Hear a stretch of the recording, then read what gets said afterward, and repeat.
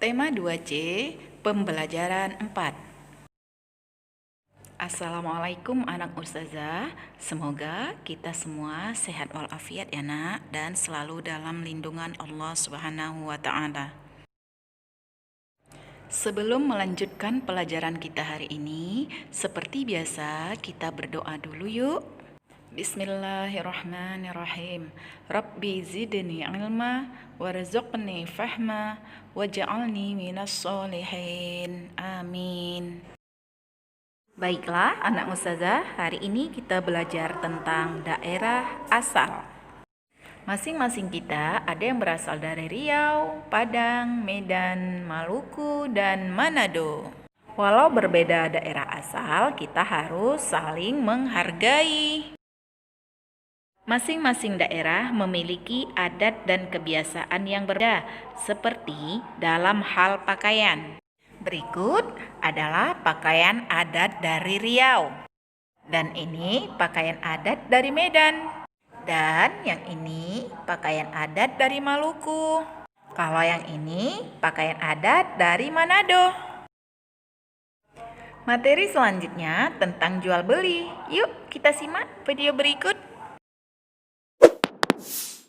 Kegiatan jual beli.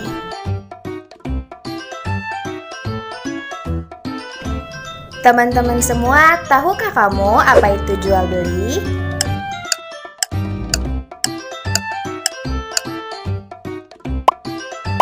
Dalam kehidupan, manusia banyak memerlukan barang untuk memenuhi kebutuhannya sehari-hari.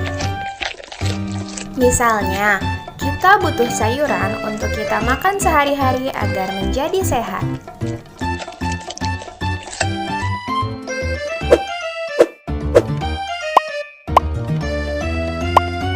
Sebenarnya, kita dapat menanam sayuran sendiri untuk kita makan. Namun, tidak semua orang dapat melakukannya. Hal itu karena ada orang yang mempunyai lahan, ada juga orang yang tidak mempunyai lahan. Nah, terus bisa juga karena orang sibuk bekerja sehingga tidak dapat menanam sayuran.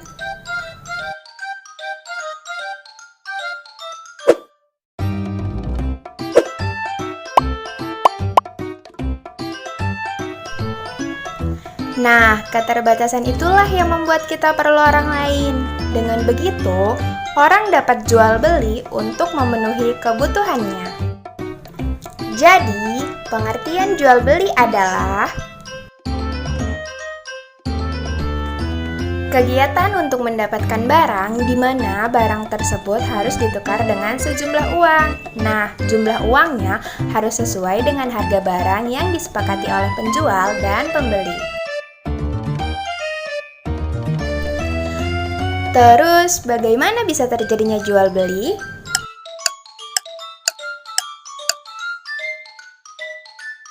Jual beli dapat terjadi apabila memenuhi 4 syarat-syarat jual beli, yaitu sebagai berikut. Pertama, adanya penjual. Kedua, adanya pembeli. Ketiga, ada barang yang dijual. Dan keempat, adanya uang. Lalu, di mana saja kita bisa melakukan jual beli? Kita dapat melakukan jual beli di lingkungan rumah. Nah, tempat jual beli yang ada di sekitar rumah kita yang dapat kita jumpai adalah pasar, swalayan, toko, dan warung. Yuk, kita bahas satu persatu.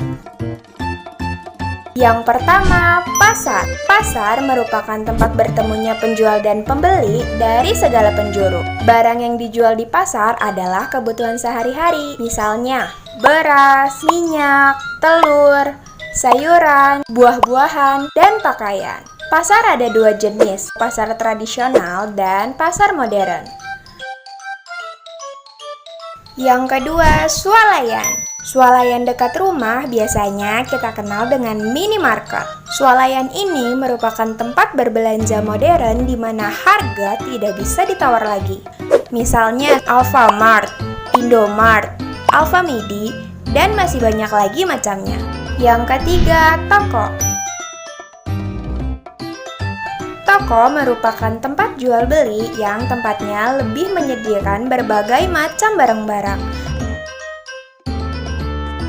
Ada juga toko yang menyediakan hanya satu jenis barang.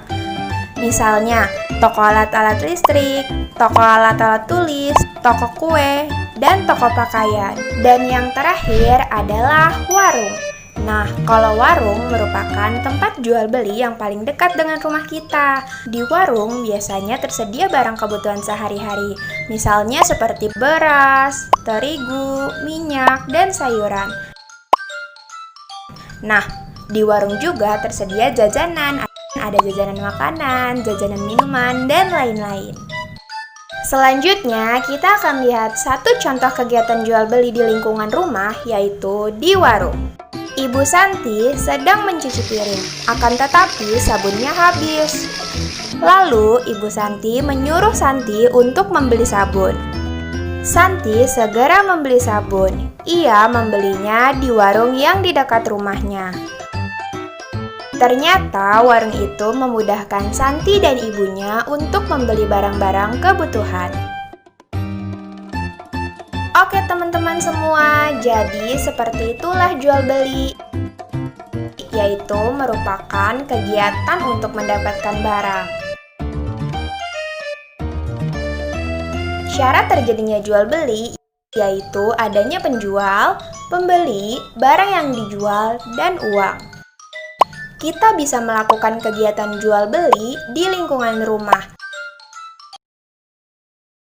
Untuk mengakhiri pelajaran kita hari ini, mari sama-sama kita kerjakan latihan halaman 47.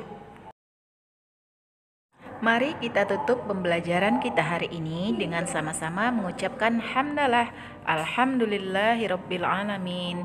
Terima kasih semuanya. Assalamualaikum warahmatullahi wabarakatuh.